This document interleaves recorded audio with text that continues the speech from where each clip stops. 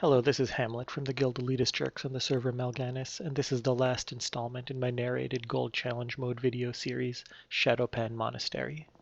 This is one of the harder challenge modes. It's the longest by far, and that makes the learning process somewhat more involved than any of the others, and even compared to the other long zones, Scholomance and Siege, it has many more potential places to wipe. So following a typical challenge mode pattern, we open with a pretty elaborate pull. It's the 2 high HP wardens, one in front of the door and one we pulled in from the right, the 6 Stormbringers that are channeling on this energy ball, and then about 16 ambushers in total. It can be a pretty tricky pack to heal. The energy ball shoots people randomly so long as there are Stormbringers alive. The ambushers sometimes target onto people randomly. We stay clumped up so that we don't lose damage when the shadows step around, and the wardens can periodically stun your tank, although that can be dispelled. I use Icebound Fortitude at the pull just to avoid any stuns in the early few seconds, but as you can see, there's still a lot of damage spread across the entire group. If you burned a lot of mana during that trash pull, you might also want to take a combat break before Goo Cloudstrike, since he can require a lot of healing. Otherwise, you'll probably still have 2 wardens up as you pull Goo Cloudstrike. Make sure your DPS keeps working on them as you move in and as the fight starts, because you don't want them to live too long. They stun your tank and keep a stacking armor debuff on him. Phase 1 of the boss is mostly about not having people get hit by static field. It can come pretty close to one-shotting them and in general eats a lot of mana, and there's no reason for people to get hit by it. The melee will typically have some path that they walk down a little bit each time they get targeted. You just want to make sure that ranged aren't standing in their way and causing confusion, and that you're standing in a place where you're going to have range on everyone even as they keep moving out of them. The only other damage he does is an AoE lightning nuke, so people shouldn't stand within 5 yards of each other. If you top it off every time someone gets hit by it, then they're less likely to be one-shotted if they do stand in a static field. As he approaches his 50% transition, be ready to move over to the railing.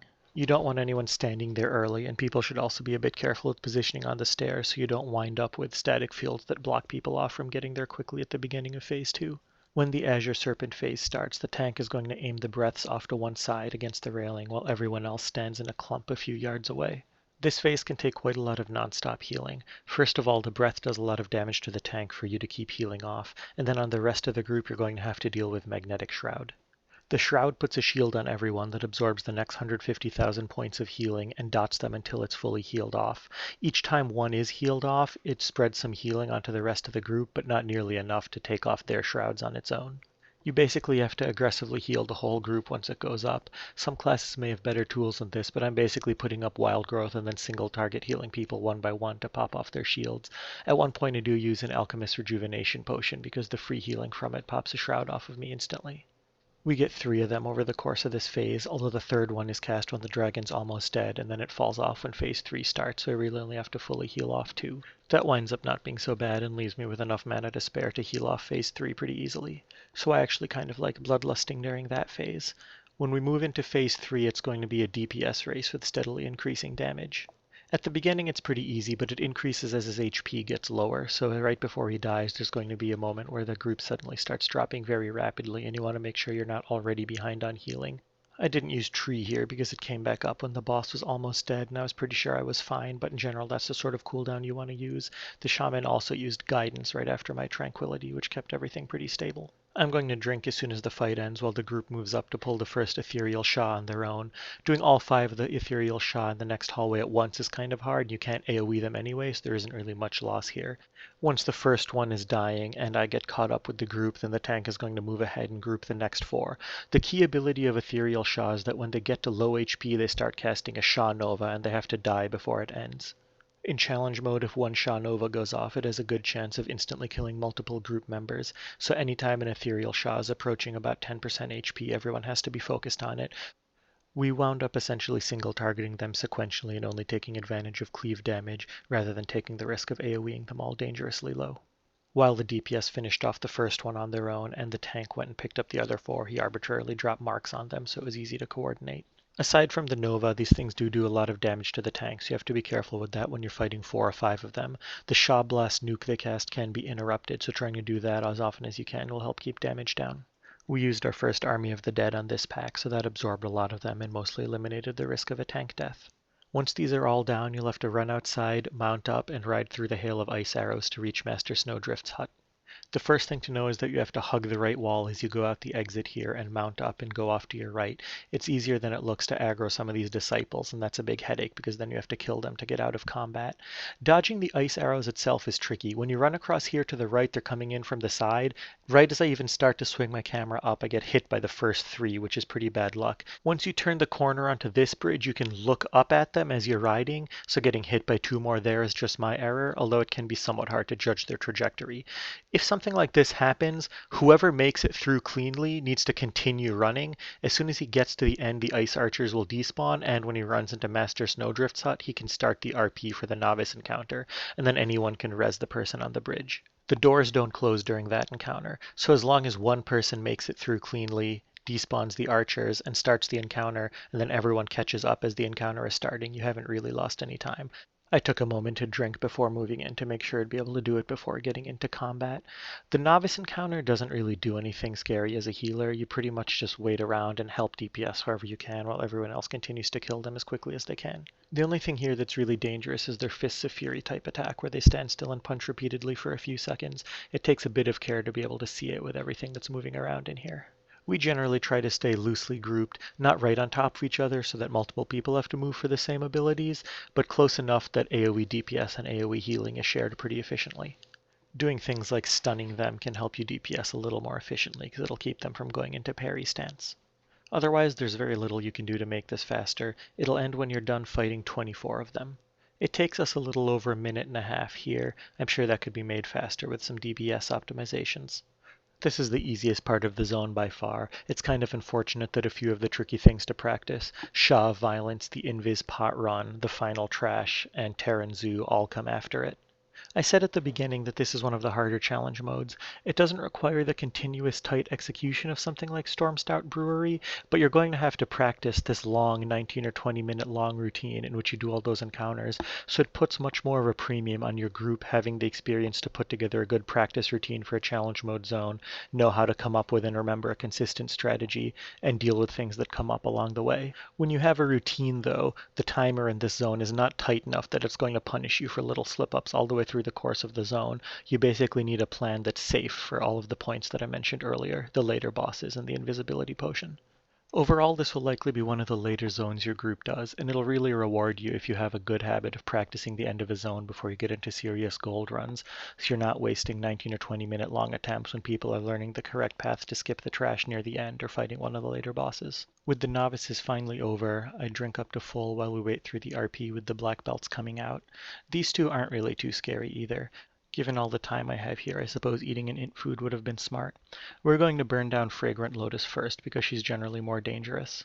Her fireball can actually kill people in challenge mode, and that staff she summons that beats on people does a lot of damage. Flying Snow in comparison only has her whirlwind attack. It can be somewhat controlled with a taunt when she goes after people, and also, even though it does a lot of damage, it has a very small radius, so it's somewhat unlikely that anyone should get hit by it.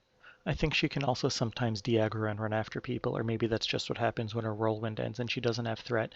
In any case, these two are mostly just another DPS soak, a few more seconds that you have to power through before you can finally go up and fight Master Snowdrift. I'm DPSing through most of this when there's only one left, although I'm not using Heart of the Wild because I'm going to get slightly better use out of it on Master Snowdrift himself. Once both of them are down, we again have to wait through a little bit of RP before that wall clears away and we can go upstairs. It amounts to another free mana refill for me, but by and large most of the last few minutes have just been dead time that serves to extend this zone. You don't have to rush to get to this wall in advance or take any risks with Whirlwind or anything because you have to wait a few seconds for it to go down anyway, and even when it does, there's no point stampeding or anything like that because when you get to the top you have to wait a few seconds again for the attackable version of Master Snowdrift to appear. Master Snowdrift takes a little bit of care, but in general is not as difficult as Sha of Violence. In Phase 1, all he does is occasionally Fists of Fury and Tornado Kick around him. If your tank has a cooldown, they can cheese a little bit of vengeance off of Fists of Fury if they're careful. Your main goal is to have a plan for Phase 2. When he's going to split into 3, then you want to make sure that there's one DPS assigned to each one, and you can immediately call out which one the real one is. The primary goal of the group is not to start DPSing the real one right away, but to finish off the two fake ones. The fireballs they throw do hurt, and as long as you get them down right away, the room is going to be pretty safe while you continue DPSing the real one. Dealing with the crisscrossing fireballs for too long just tends to be asking for trouble. Also, anyone who's waiting by a particular position for him to spawn can wait behind it and not have to worry about the fireballs from that one. As soon as you see which one is real, your tank goes over to pick it up while DPS finishes off the other two.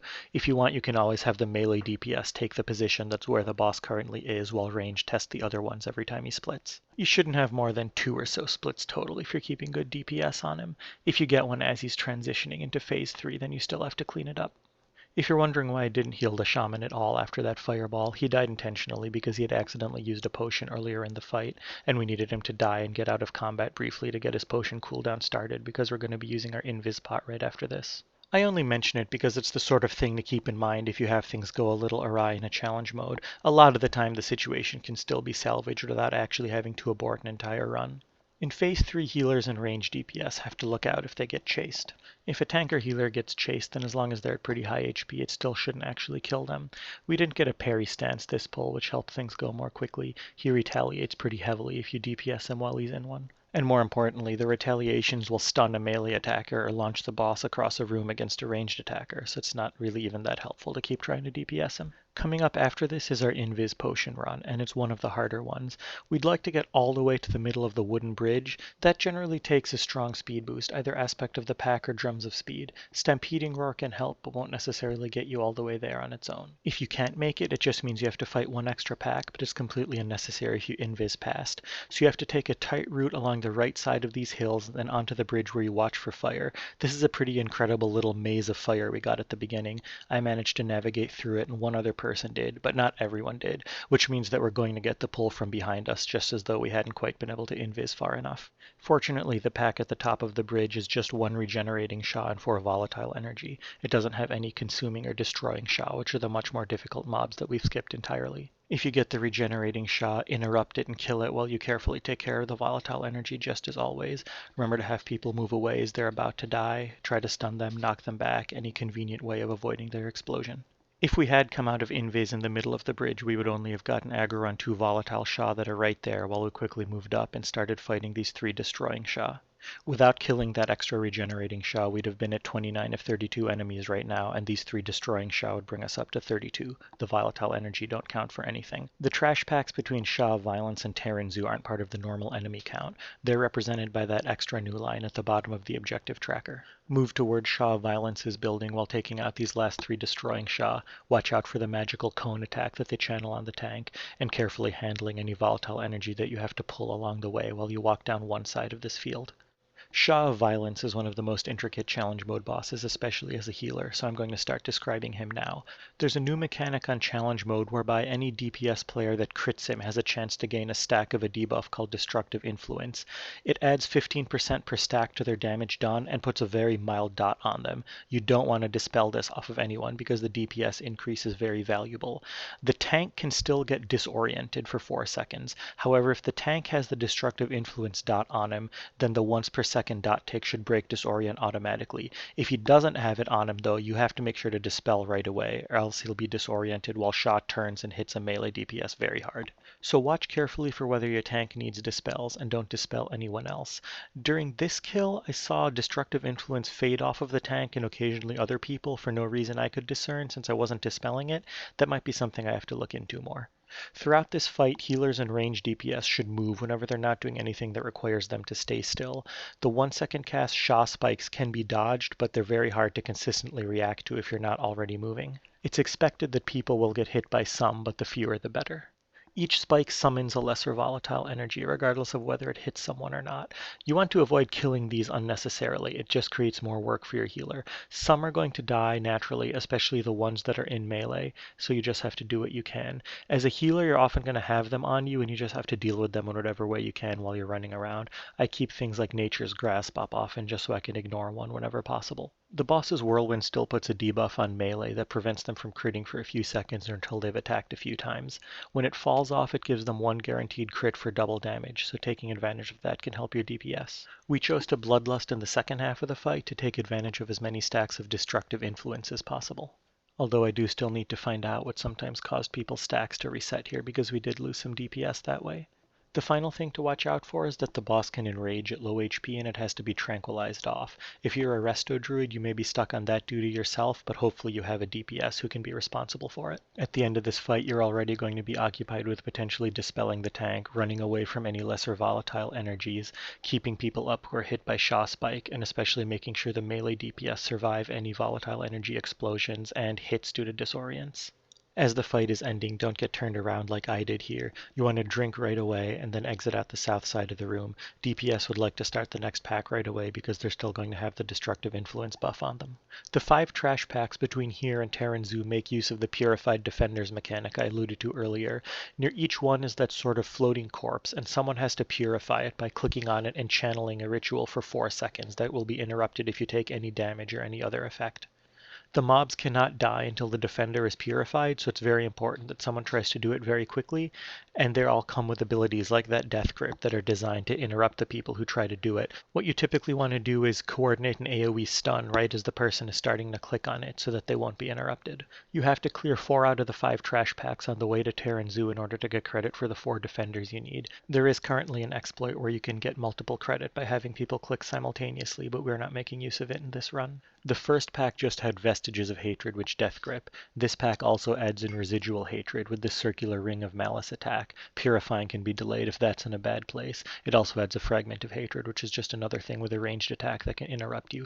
Especially on the harder packs, it's definitely best to make sure you get a stun out right as the person clicks the defender. After this pack, we're going to skip the next one. It's quite easy to jump off here and ride back up on that little lip of land and then continue past it in a straight line.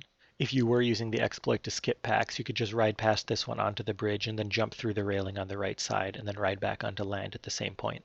This next pack adds Hateful Essences to the mix. They're those floating spheres with a circle of shadow damage around them. In this pack, the near one has to be destroyed before anyone can purify the defender. Ranged DPS can start shooting without aggroing the pack, so they should do so as soon as they get there. While they're killing it, the tank will pull the pack away so you can move in and start purifying as soon as it's clear. This time I get interrupted just at the last moment by a fragment. I thought I had it for a second, but I didn't. When I went to click it again, I got gripped back into the pack. This is the sort of thing that happens when you're fighting these and why they can be such a pain. Someone else also alertly went out to try to get it again, as did I, and so we wound up accidentally getting double credit at this pack after all. This can be a high damage pack to heal in its own right, even without messing around with all this. We used an army here to help control it. In general, it's a good place for any cooldowns because it's going to be the last trash pack that you fight in this zone. Regardless of the bug giving us extra credit for that defender, we wouldn't have fought the last pack before Taran Zhu anyway. You get credit for these packs when you purify the defender, not actually when you kill the mobs, so it's fastest, even if you're coming in here at 3 of 4, to ride around this pack, fight the boss, then come back and pull the pack and have people kite it away while someone clicks the statue, and that'll end the zone. You never actually have to kill the mobs. You won't get to see it here because the zone will end when we finish the boss, but it should be easy to do. Just make sure you kill the Hateful Essences. The only problem with this is that then you can't pull Taran Zhu out into the middle of the field because then he can spawn his Gripping Hatreds too close to the trash pack. So you have to deal with the whole fight kind of near these 4 pillars that block LOS. We came up with a positioning idea here where there would be arranged on each side of the platform, but it wound up being a big mess. They still had trouble getting LOS on the Gripping Hatreds, and I just had trouble getting LOS on everyone in the group at the same time. So for purposes of this run, we wind up with a very messy clear. An important trick to remember is that if you are about to be gripped, you can meditate and that'll prevent you from moving. That can obviate a lot of the problems that would otherwise arise if grips are going off. If you don't want to meditate for the full 5 seconds, which is often the case especially if you're a healer, you can click off the buff or make a cancel aura macro if it's convenient. The buff is simply called Meditate. If Gripping Hatreds are being killed consistently, this fight shouldn't be very hard. The only other things to watch out for are range not being at the wrong distance from the boss and standing in his Ring of Malice, and the fact that the melee group sometimes has to move if a Gripping Hatred appears right under them. Anyone should be able to promptly interrupt Rising Hate the moment it starts, and as long as that's done well, you almost never have to meditate for hate reasons over the course of the entire encounter. I'm not entirely sure what's happening with our Gripping Hatred killing here. LOS was probably really bad. I tried to help out a little bit, but when I could see it was going to go off, I had to give up and meditate. Somehow all 3 go off, so I can't even stop all 3 of them. I'm guessing this is a fight that would be a lot more convenient if you had 3 range DPS. It is kind of hard for 2 people to kill all 3 of the hatreds in time as it is, and it's hard for a melee to get out there to contribute much, especially because things like Ring of Malice can be in the way. And in this case, our little positioning experiment led to a pretty messy encounter. We'll have to come up with something better next time. The most important thing you want to keep in mind is finding a way to make sure the range DPS have good lines of sight on the gripping hatreds as often as possible. You generally want to have them standing on different sides of the boss because the hatreds can appear in any direction. So as we get to the end of this encounter, if you've been watching my challenge mode videos in order, that brings us to the end of the whole series. I do really hope that these have been not only enjoyable for you to watch, but are going to be very informative as you make your own attempts at getting gold medals in any or all of the challenge mode dungeons. For me, these were a lot of fun to make. Challenge modes have been some of the most fun and interesting content I've done in WoW in many years, and I'm always happy to see more people getting interested in them. Thank you for watching.